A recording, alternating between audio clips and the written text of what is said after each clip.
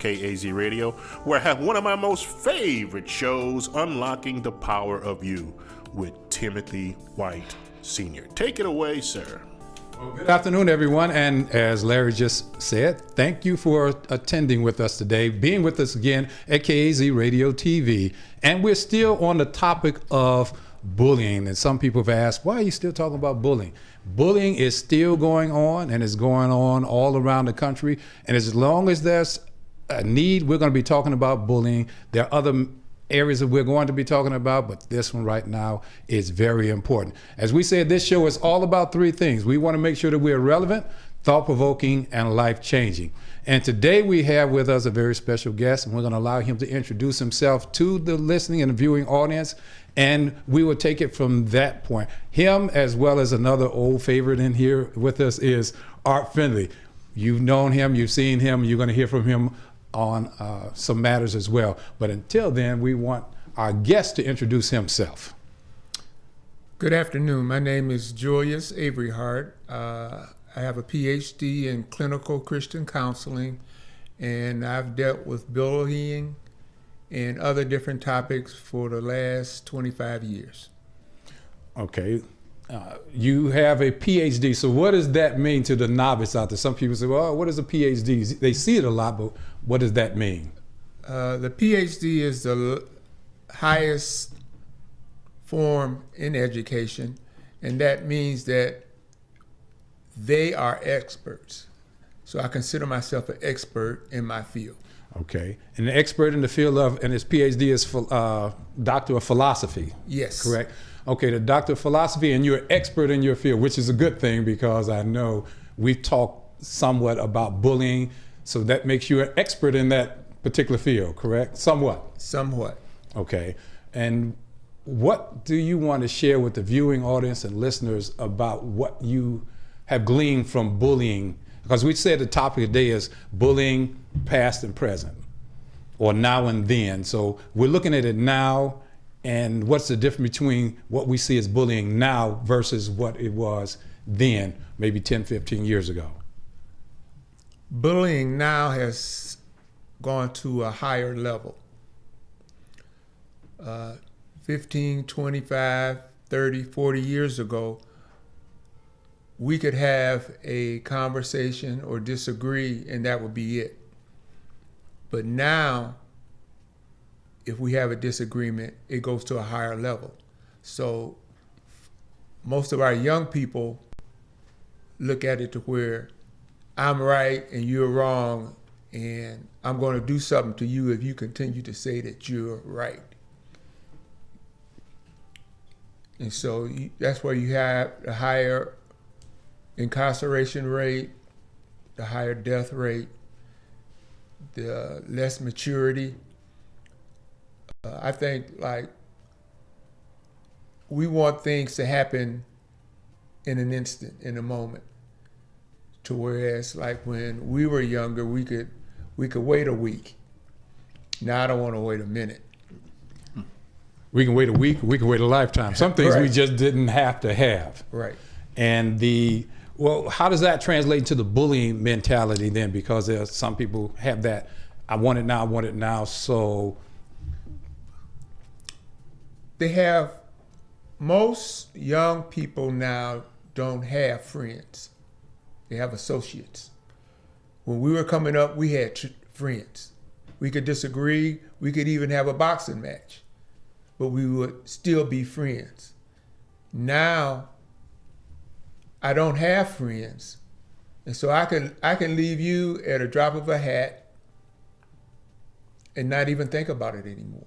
I think cell phones are the most disruptive thing that children now can have, because I can sit next to you, and rather than talk and have a conversation, I'm going to text you back and forth.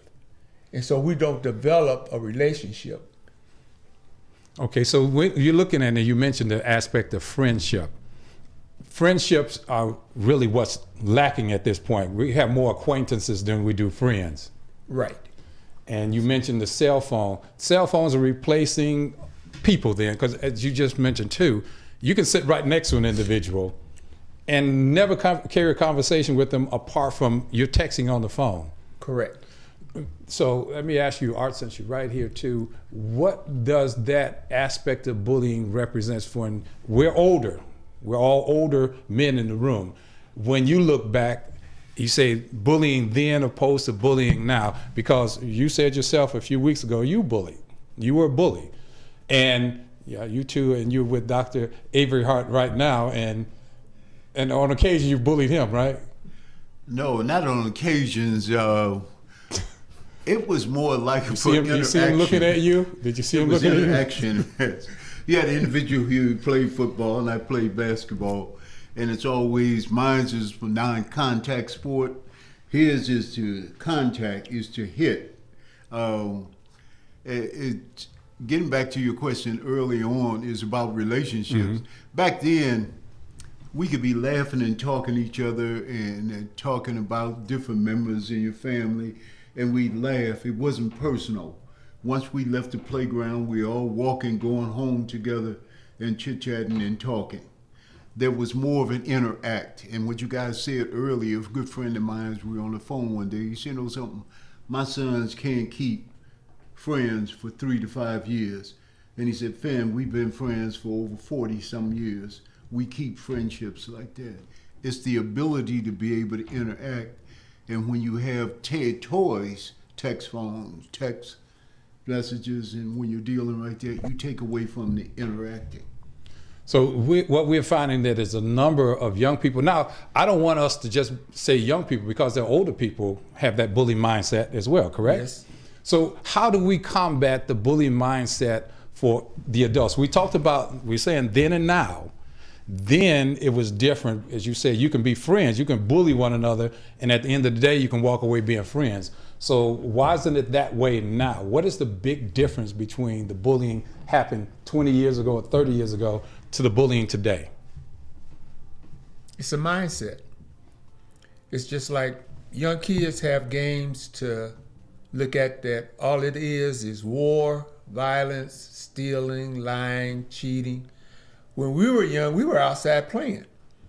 We didn't have anything to look at on TV or a game like that with violence in it. So you see violence from the president on down, everywhere you go, so you figure that it's natural. So if they're bullying, why can't I bully? That's true. Why should I not bully when I'm getting fed bullying every day? As you just mentioned, from the president on down. And most people don't want to talk about bullying as if it doesn't exist. It exists, and the reason it continues to exist is because we don't talk about it. And this program has always been about that. For the last few weeks, we've been talking about bullying. Why? Because it exists, and it's going to continue to exist until somebody, us particularly, old school as some of us are called, what are we going to do about changing the mindset? Because you just mentioned mindset, and you have a degree in philosophy. How do we reach these young men and women with a new mindset? We have to let them understand there's a difference between telling the truth and lying. A lie is as good as the truth as long as you believe it. And so it's just like the big lie now that's going around. Mm-hmm. You know, it was nothing that happened on January 6th. No, it was an insurrection. But that's not what's being told. You know, you have senators mm-hmm. who are saying, oh, I felt safe. Now, if it had been a group of people of color that was doing all that, believe me, it would have been a different outlook. So that is a bully's mentality. When we have, as you use that term, insurrection, we're going to come back to that a little bit as well. So the bully's mentality has always been about themselves, right? It's only about me. I don't care about how you feel or anybody else feels. It's what is in this for me. So with that being said, Art, what do you think we can do to make things better as far as the mindset? How do we get to these young people to change their mind, because what Dr. Averhart just said is they will believe I'm not doing anything wrong, and that was then. That was back then. You old folks need to just sit down and get out of the way. When I listen to that, it's just about, I think, leading by example, letting individuals know that I care about your opinion and what you're doing. And there's a better way to do things and work things out. It's almost like what Julius and I came up, it's a team effort. When you have individuals working for one goal and team effort, I can feed off of you.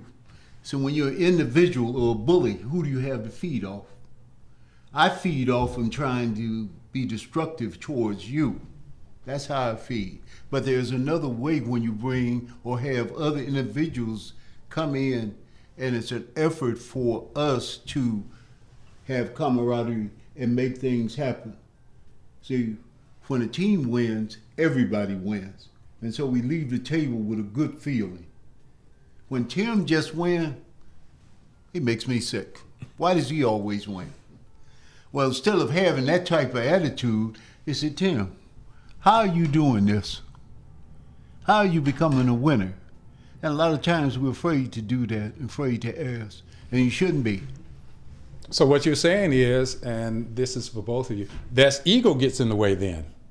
Ego gets in the way when I don't want you to accomplish something. I'm going to sabotage what you're doing. Maybe you guys are good friends, and because I don't like that, maybe I'm carrying some weight that I shouldn't carry, I'm envious of that relationship. So I'm going to sabotage it as much as I can. I'm going to get to Dr. Averhart and tell him, you know what, Art's so-and-so, he don't like you, man. So how do you combat that? Because that's real with young people. They believe that the best way to find solace and comfort is to hurt somebody else because they're hurting. So how do we address that? See, what would happen to answer that question is that if you came to me and said some things about Art, I know Art's MO because we've been friends for 55 years. So I know Art, so I know you're not telling me the truth. But young people today, they don't know. They don't come to my house. They don't eat at my table. They don't play in my yard. It's just like we all have different temperaments. There are 144,000 different temperament combinations. But we all have wanted needs and we all have expressive needs. It will be just like during World War II with Hitler. A third of the people were captured. A third of the people just watched, and the other third bullied the other 2/3. So then the people who are in power had the advantage. So how do we make it to where it's a level playing field? That's the question. So how do we make it a level playing field? Because you said that you have those who have that, the third mentality, 2/3, but that 1/3 seeks to have the dominance over everyone else. So what do we do? How do we combat that? We have to get the other 2/3 to want to stand up and be just like the 1/3 that's there. So it's just like having violence and nonviolent movements. A nonviolent movement could be a violent movement to somebody else because of the color of my skin. Why are they down there doing that? We live in the good life. We got food on the table, a house to live in, not worried about somebody breaking in. To whereas then you have people who don't have food on the table, don't have a place to stay, and all they've had all their lives is somebody picking at them. So how do we get them to turn around? It's like it takes 28 miles to turn a battleship around. You just can't flip a button and it turn around and go the other way. So it takes time, and it takes effort, and it takes example. So I can't just tell you what you should be doing. You have to see what you should be doing, hear what you should be doing, and know what you should be doing. And the only way you can do that is if I take the time to instill that in you so that you'll know. So some people don't want to do what you said, and we feel our time is so valuable. I don't have time for that. I don't have time for you. As I used to hear some teachers say it, I'm sure you guys have heard it before too, I got mine, you get yours. We have a fight on our hands with our young people. Now, the fight with the young people is because of the older people who know the way. Those who are knowing the way aren't really showing the way. Would you agree? Absolutely. And you can see that just in the neighborhood, when you go to a store, you see a bunch of young people, particularly young males, that don't have any leadership and stuff. And it just takes a few kind words to say to an individual, how you doing, what's happening, or let me buy you a coffee, because they may not have the money. Say, this guy's a stranger, don't even care. I see him, but it doesn't cost anything to have some kind words and say some kind words. I've said that to a gentleman a couple of weeks ago, and stuff is how things going. It's rough out here. I said, yeah, but what you have to do is keep moving. You can do what you need to do. And I said, how about a coffee? Went in and had a coffee, and he came back out, and his expression to me is, I appreciate what you said, sir. Thank you very much. So would you guys agree then what one of the missing components is actual love? Would that be a missing component of love? Because a lot of these young people, specifically young people, don't know what love is. Right. So how do we convey the message to them? And I agree with what you just said. When you see someone in need, do something. How much time does it take to be kind?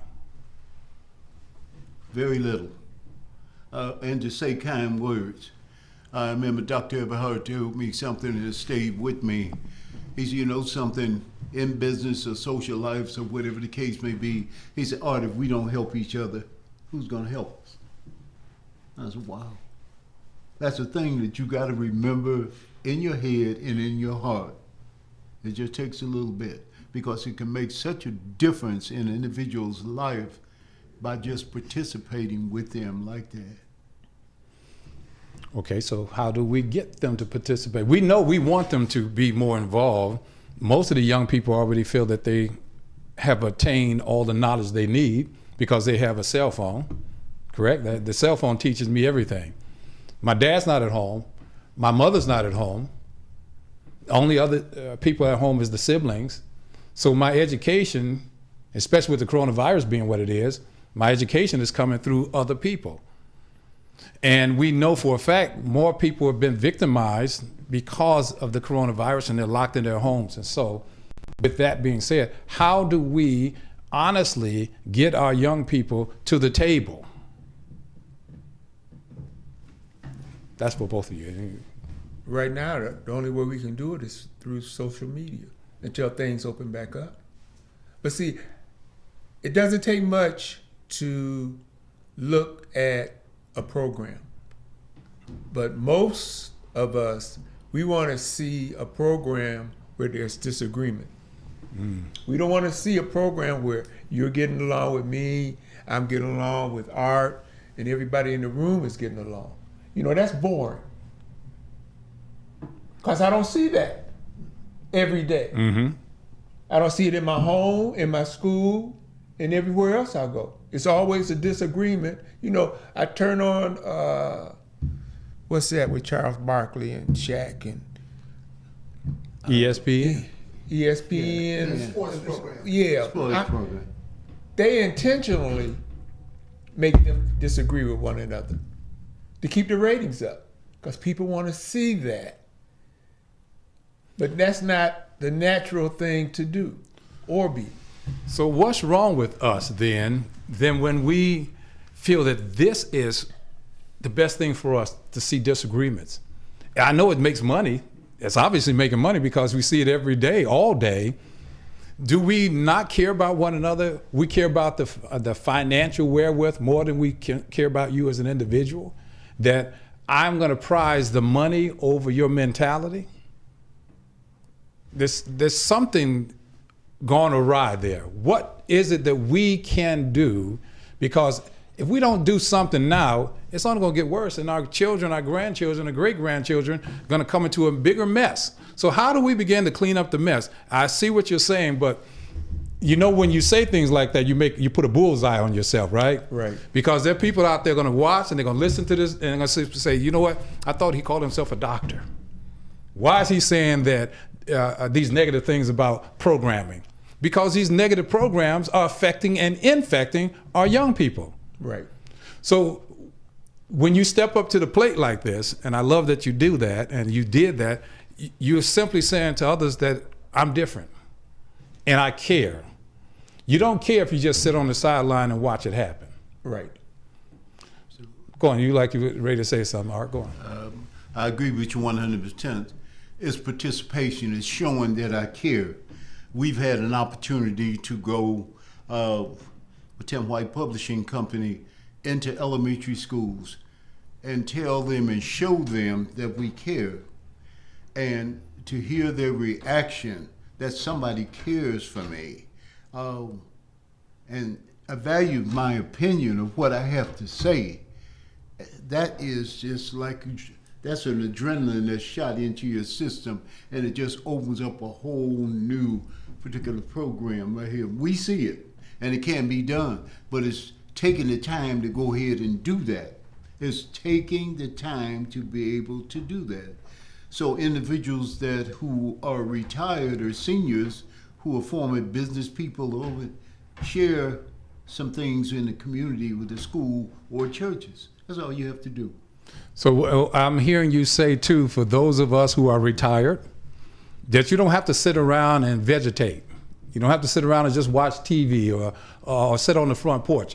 There are opportunities within your community to reach out to help someone.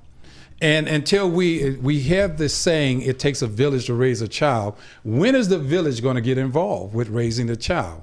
When are we going to stop looking and say, that's not my child, therefore it's not my concern? How do we get, not the children, because the children, as I talk about in Victim of Bullies, the children aren't necessarily the greatest problem. The greatest problem is us as adults, because what are we giving them to eat? What are these children coming to the table and finding from us as adults? Are they finding nourishment? No spiritual nourishment. Okay. The thing of it is that what am I giving back? You know, when you see me, what am I giving back? Is all I see is dollar signs? Or do I see my arms open to help? You know, I have people come to me, you know, the first thing they want to know is, how much does it cost? I say it doesn't cost anything if you don't have it. The thing of it is, I'm here to help. But when they come to me, I'm listening. I'm not doing all the talking. If you come to me with a problem, I do all the talking. I say, okay, see you next week. What have I learned about your problem? And so that's what happens a lot of times. A child comes to a parent, or a teenager comes to an associate or a friend to want to open up, but never gets to tell what their problem is. And we enable them so much, and we think we're doing something good, but we're not. We're making it worse for them. Now, you just said something I want you to elaborate on, and that is enable. Because many of us don't feel that we're enabling anybody. It's not to say I'm enabling means that I'm a part of the problem. Yes. So is that what from your expert view and opinion, or not, I shouldn't say opinion, your expert view that we are enablers for the most part because we're not trying to prevent it from happening. Right. We're not listening when we should be listening, or we will have that person sit before us and they think, okay, I don't have any money, but I know the bottom line is going to be about money. Mm-hmm. So never going to get comfortable with opening up because they feel there's an ulterior motive. Right. Or if I'm not charging you any money, that means that I don't have the degrees or the status to help you. But my first commitment to you is if I can't help you, I know how to refer. Now, there again, that's something that takes humility to do that, doesn't it? In other words, is to say, hey, I don't have all the answers, but I can refer you to somebody who may have some answers that can help you. We need to have that marathon run by us as older adults. We're not doing it enough. Young people aren't seeing us humble enough, correct? Right. If they look at any of us, do it look like we've had a hard life? They don't know, though. Exactly. And what they see is a facade a lot of times. Yeah. Because that hurt is still in us and around us, and we haven't done anything to make ourselves better. So then in a lot of situations, the adult has more problems than the child.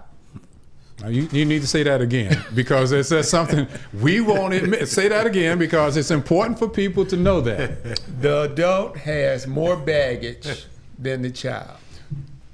Why is that? And I want to add to what you just said. Now, you can come back to that. This is what I had this conversation with my son yesterday. I said, we understand something. We have all been children at one time. These children have never been adults. Right. So why is our expectation for them to put on a facade and pretend that they're adults when we haven't even dealt with the baggage that we're carrying? Right. That's so interesting when I talk to my grandson about is that at one time I have been what you're doing through right now. And you must be able to share that and learn that. That's why I brought him to the table for other individuals where, you know, what my grandfather's saying, this gentleman is saying, he's saying it in this other person. So something must be true about this here, that what they're talking about. I got to learn from where they've been, no better experience, because just like you said, I haven't been there. But if I can learn and see what the steps are to going and becoming an adult, it's easier for me to find myself when I find out I'm a better person. When our young people can look at us and see that we were messed up too. See, it's good that we have the view that, okay, I'm fine now, but have you always been fine? That's the thing they don't know. According to us, we put on a facade at times. We don't want them to know that we've come up and we were bullied. We've come up and we've been hurt. We've come up and we had things taken from us. We don't want them to see that because we feel that we're sheltering them. And now go back to what you said, Dr. Avery Hart. We are enabling them then because we're not being truthful with them. Right. The first thing I think that we have to say when you're sitting down and talk to them, I'm not perfect and I've made mistakes in my life. And what I'm trying to give you is that you'll be able to see and not take the same steps that I took. I'm just giving you a vehicle and an opportunity to look at things. Understand one thing, I'm not perfect. And that's what you have to convey with them, that I'm not perfect. But we don't say that enough. Yes. We don't say enough. Why do we say that? Is it ego or what? You know what? Let's look at that. Is it ego? I believe personally it's ego involved with that because we don't want to often share our hurts. We want to share that the glorious things, the great things that have happened in our lives. And yet our young people need to know, okay, you come up on the rough side of the mountain too, but you overcome it. They want to see us as overcomers and recognize that, okay, I'm struggling, but I also understand I can identify with Dr. Avery Hart's struggles. I can identify with Art Finley's struggles. That makes them a stronger person when they can identify it and know that you have not been captured by the struggles. You haven't been defeated by your struggles. You become stronger because of your struggles. Is that what we're giving them, or we're giving them the, hey, don't look behind the curtain? Something's wrong when we're saying don't look behind the curtain, when that's where everything, the real stuff is happening, right? Right. You know, it's just like the Wizard of Oz. Don't pay attention to that man behind the curtain. No. And yet we should. When are we going to instruct our young people and give them the truth, not a version of the truth? And I say this to everyone watching and listening. When are we as adults, and I know some of us get to that thinking, you know what? They're old people. I want young people to tell me. Young people don't have the same experiences. I'm not saying that their experiences should be minimized, but we have to understand that God placed us here. We've gotten to these ages that we are because we have something of substance that can be utilized and used to help younger people. So why aren't we doing it? We carry the luggage around and people see us carrying the baggage. What's wrong with you talking about what's in the bag? That's open. It's hard for a lot of people to admit that there's something in this baggage that I don't want you to know. Even though it might help you in knowing what I went through, I'm embarrassed by the mere fact that it's there. And the thing of it is that most people come to see me, and I'm not licensed by the state. I'm a Christian counselor. So the first thing we do is pray. I can't just bring up Jesus unless you bring it up if I was licensed by the state. Then the next requirement is, are you ready to work? We can help each other if you're ready to work. I can't sit here for 45 minutes and read out of a book or read off a sheet of paper and tell you what you should be doing. I have to hear from you to know exactly what it is that you need. Because me telling you need 25 apples when all you need is one orange, it's not going to help the situation. So a lot of people will open up. So that's why I give people at least 6 sessions. And I give them homework. I say, read the 23rd Psalms and tell me write down what you think about it. Not what it says, but what you think about it. And then I'm going to read that when you bring it back. If you come back and you don't have no paper, then we don't have nothing else to talk about. Because that's telling me that you're not willing for a little bit of sacrifice to put down your feelings on paper, which most of us don't want to do. Because that means that you're going to know something about me. And you said it's both of us helping one another. It's how do we help one another? I want to hear from you, but you have to hear from me. And we both have to be honest with ourselves. Because if I'm honest with me, then I'm going to be honest with you. And if I'm honest with you, I expect for you to be honest with me. As you said too, we have that baggage, but there's some stuff in it that I don't want Art to know about. Because if he knows about this, I'm afraid if he knows it, he's going to show it. He's going to tell somebody else about it. But once the world knows about it, you don't have to hide it anymore. You don't have to worry about it anymore, because now it's common knowledge. When it becomes common knowledge, the fear is removed. Our fear comes from us trying to hold on to things that we don't need to hold on to. We should have let go a long time ago. Yes. Very good point. I had a relative to go to see the doctor. And I told him, when you go to see him, give him your name. And the next thing I would do is say, I need help. And that opens up right here.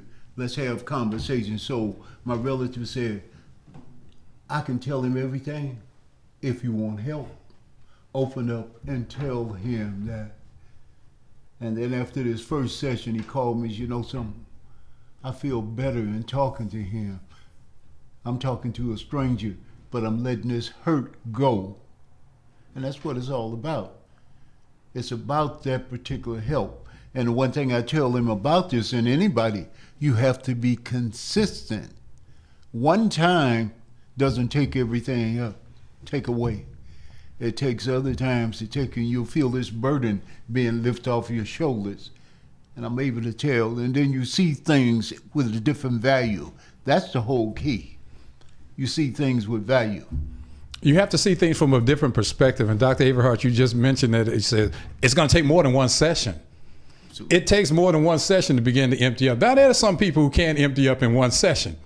But 9 times out of 10, it's not going to be everyone's going to empty up in one session. Right. It takes ongoing sessions and opportunities and time, consistency, persistence, commitment, and caring. Because if you don't care about somebody, you don't really, whatever you have to say doesn't matter to me.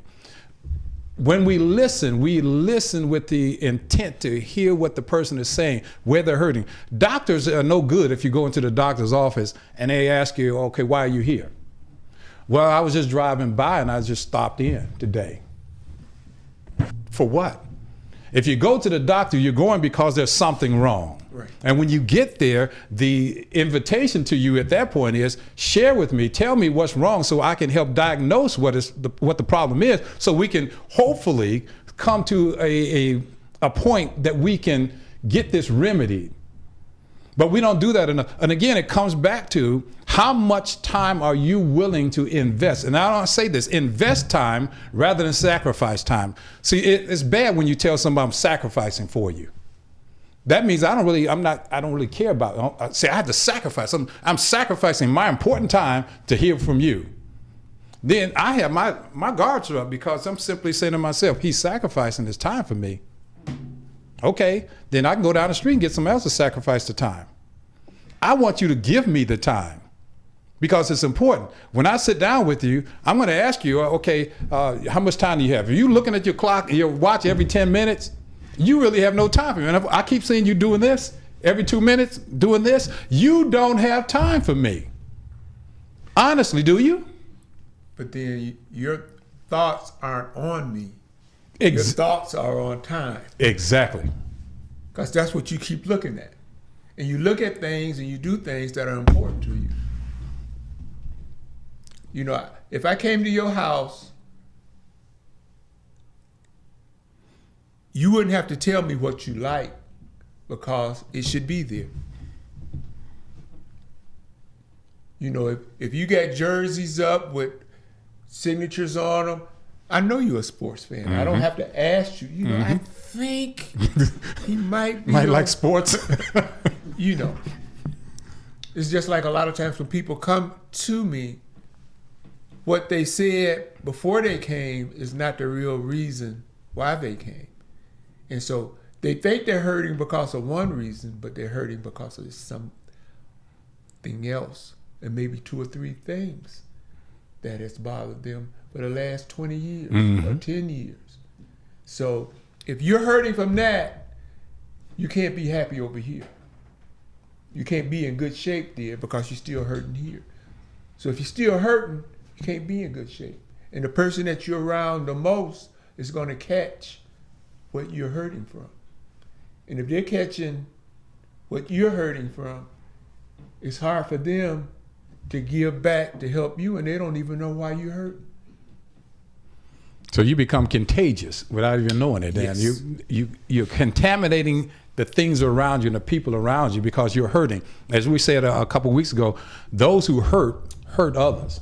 Hurting people. And hurting people hurt others. We have to see some solutions, and how do we come to understand what the solutions are if we don't first do a self-evaluation?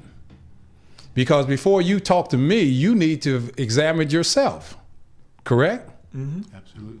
Because if I'm coming to you and you have a doctorate, you have a degree in medicine, and you don't know what you're talking about, you simply say, I'm coming to you and I'm talking about my legs hurt, my foot hurt, and you're talking about who's playing baseball and who struck out first, second, and third.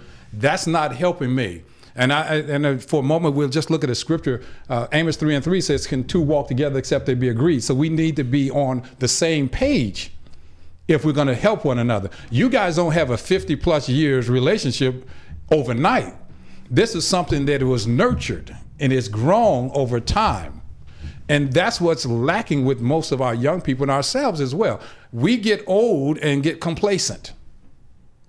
Do we not? Right.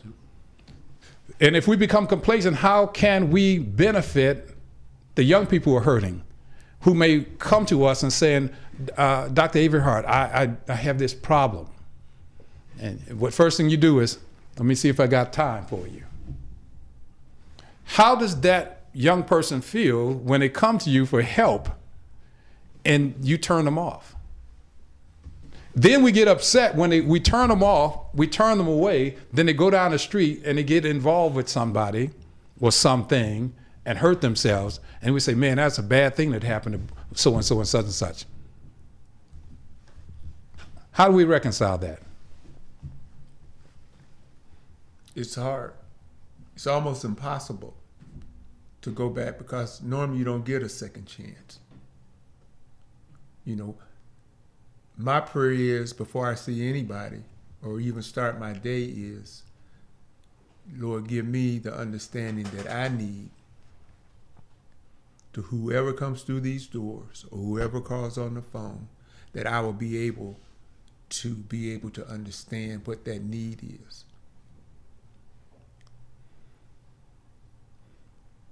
Because normally your problem didn't start 2 seconds ago. Mm-hmm. True. Yes, sometimes it's an emergency, especially like if it's a death unexpectedly. But even if it's a death that you know it's coming, you're still not ready for that death because it's a different feeling when you know it's final. It's over. Before that, you just know it's coming. We're going to be looking for it. I don't know when. I just know I'm prepared. But then you're not prepared when it comes. It's just like when I was in Vietnam. I learned how to not get upset about little things. You know, oh, I have a broken nail. Daily, I'm fighting for my life. A broken nail, though, I can have 10 broken nails. Mm-hmm. You know what? Bullets don't have names on them. You know, I'm 10,000 miles away from home. The only one I can talk to is the master. Mm-hmm. So it gives you an understanding about being patient, which we don't like to be, and being understanding, Which we don't like to be. right, and making time, which we don't like to do. I like the analogy, the Vietnam analogy, because that gives a unique perspective. Because many of us take for granted the freedoms that we have. And we're bully people because we have the freedom to do so. I don't know, was there really any bullies over in Vietnam with you guys?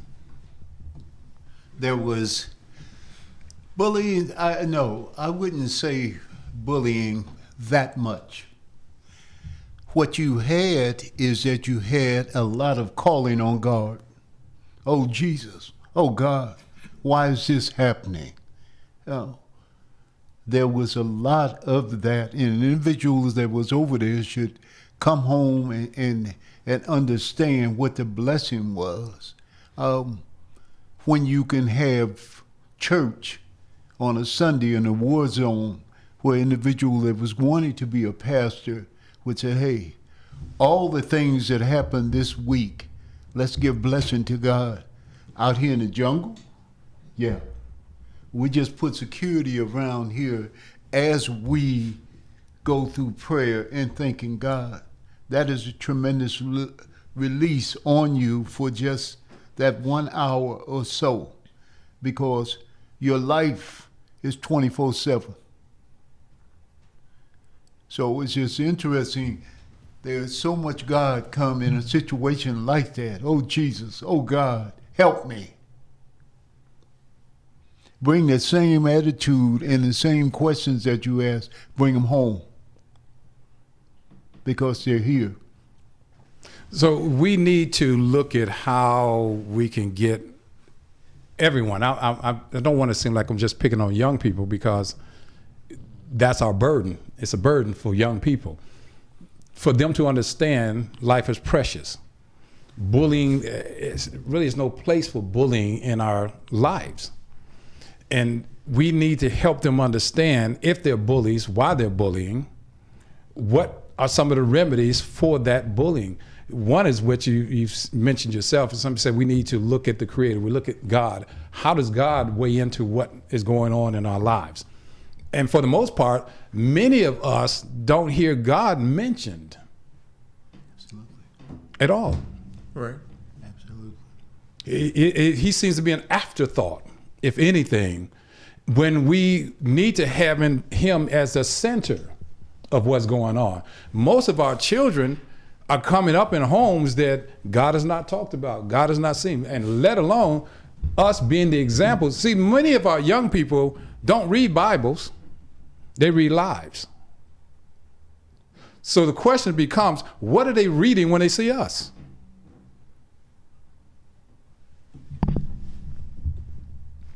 You guys know, you tell me. What do they see when they look at us? Do they see solutions, or they see additional problems?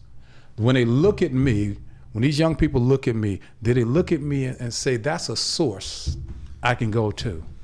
That's an excellent point, because it was in my mind. That particular person is a resource. This particular person can help me. That's a good point you mentioned early on. The book that you wrote right here on page 23, one of the things, we go back in your conversation, it helps identify who bullies are. I got to know who a bully is. I didn't know if mom and dad are in here as a bully. Wow. First of all is identify. Mm-hmm. Then continue to read and find the solution here in the book. But it's important to have a resource. And this is part of a resource right here of identifying who I am. I never thought I was a bully. Oh, man. Come on, man. He had to do it. Come on. It had to happen. I'm used to it. But see, it's just like you have somebody that says that they love you, Mm-hmm. but they never see any love from you. Mm. Yeah. They see you knocking mom upside the head, staying out all night, getting a belt to whip me, and they don't even know if I've done anything.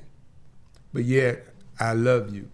So, I love you means corrective discipline, not being a bully. Mm. So I'm not punishing you.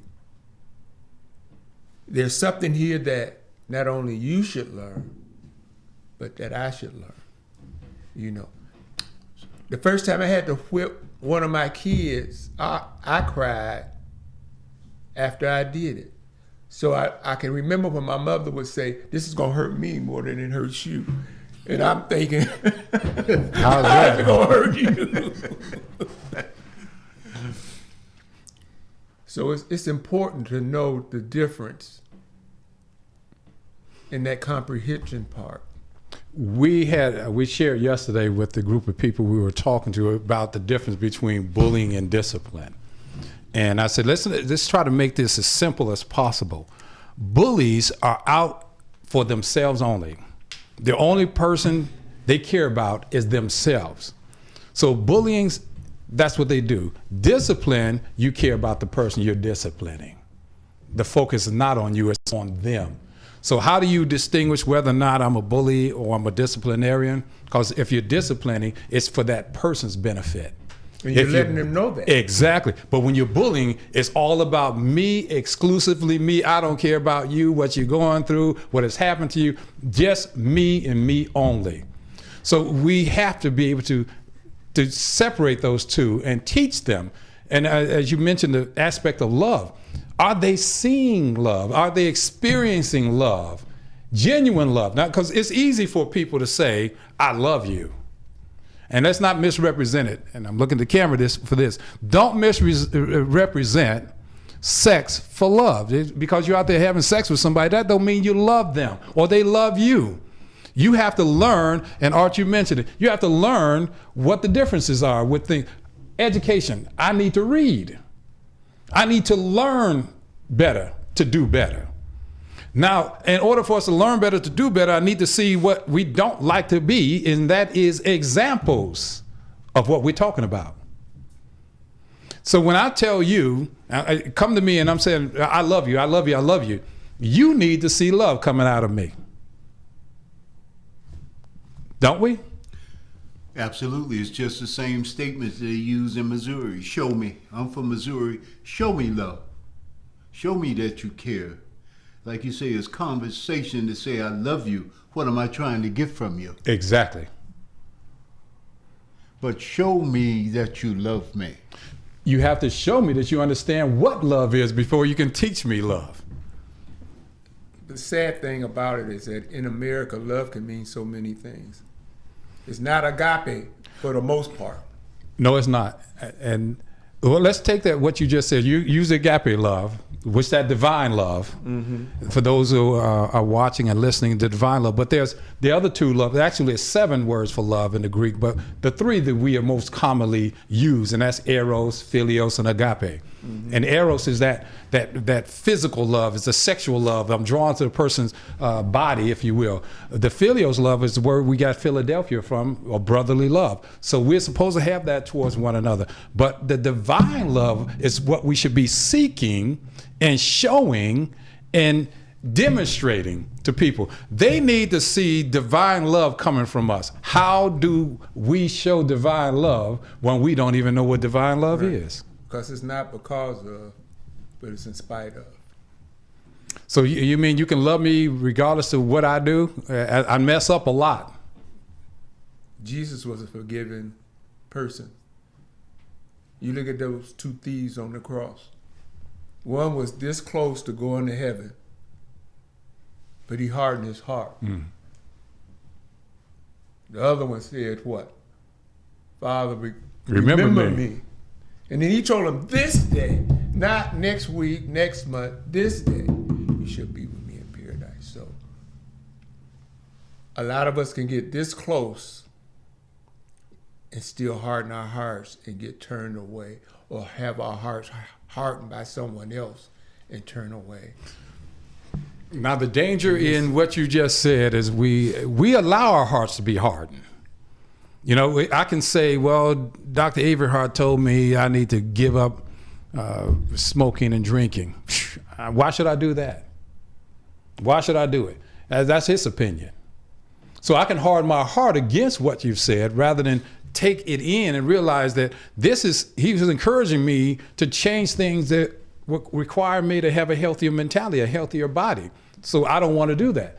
And I want the listeners and the audience to know as well, as the example, there are people who will never pick up the Bible, but they're going to read our lives every day. Why is it that we're not the Bible? We quote it, but how come they can't see it? We want them to change. And I've said this before on many occasions. Why is it that we want our children to be obedient to us when we're not obedient to God? Why is it we want our children to do things for us that we don't do for God? When God said the requirement is very simple. Love me. Oh, but I got to find out what love is. Oh, that means I have to take some time. I don't have time for that. So why is it we get mad when the young people, our children, our babies don't do what we want them to do when we're not doing what we're supposed to do? I know, do as I say do. Don't do as I do. Talk to me. Example. Show the example. You're saying is that we're not showing the proper example. First of all, to be able to show and share, I must be right. And I try to hopefully express them and show them that this is the right way to go. My personal opinion. Well, that's not opinion. I think that's great. It's simply saying that we have to invest more than words. Always. Oh yeah. Always. See, words are cheap, aren't they? Yeah. And I used to say it all the time. I said, and opinions are like noses. Everyone has one. Most of the time it's stuck in the wrong place. So we shouldn't give opinions. We should give our observations. If you give your observation, make sure that we become the first part of the observation. Can you look at me and see what you need to see? Or is there something wrong? There again, going back to the baggage you talked about. I'm carrying the baggage. We're carrying the baggage, but what are they seeing? We dress up the baggage, don't we? We put all kind of seals and pretty things on it, and they're looking and say, man, I like to have it at Louis Vuitton. Because he can afford, he's got some great stuff, and there's nothing but junk in it. When do we stop perpetuating the junk and start giving them the real? When do we love our children as we're supposed to love them and give them what they need, not what they want, not what people are saying they will give them? No. Are we giving them what they need by first looking at us? Can they look at me and see some of the needs being met? Closing statements, because we're in our last few minutes now. So, gentlemen, I want to hear from you. This is you. I would say we barely scratched the surface on bullying. You know, you could have this every week for another year and still be talking about new things in bullying. Being bullied or bullying. The thing of it is that if we start now, are we building a good foundation to where next year this time we're going to be able to at least make a step? Everything can't be done in a hurry. Absolutely. Especially when people are hurting. Mm-hmm. And so we have to stay prayerful, we have to be an example, and we have to be able to show up. Healing the hurt is a process, and it takes time. And it's just got, as the Dr. Everhart said, that's a time and effort. It doesn't happen in 1 or 2 shows. It takes time and effort. You must build a proper foundation, and that's what it does. The foundation and building takes time. Make sure you're putting all the right products together so you have a solid foundation. That's what we have to do to address the problem as far as bullying is concerned. And it is an ongoing process. And I like what Dr. Everhart just said as well. We're just laying a foundation. Several weeks we've been doing this. And as we do it, we're discovering more and more about ourselves. And that's what this is. Unlocking the power of you is all about finding out about yourself. Because if you change, then the things around you are going to change. When I change my view of things, the things I view will change. See, if I don't focus on changing, trying to change you, and I start changing me, you're going to see the change, and automatically you're going to make some adjustments. So this program is all about us making the proper adjustments as time goes on. And we're looking forward to seeing everyone again next week, as always, in Unlocking the Power of You. We'll see you on the other side. Thank you for your attention.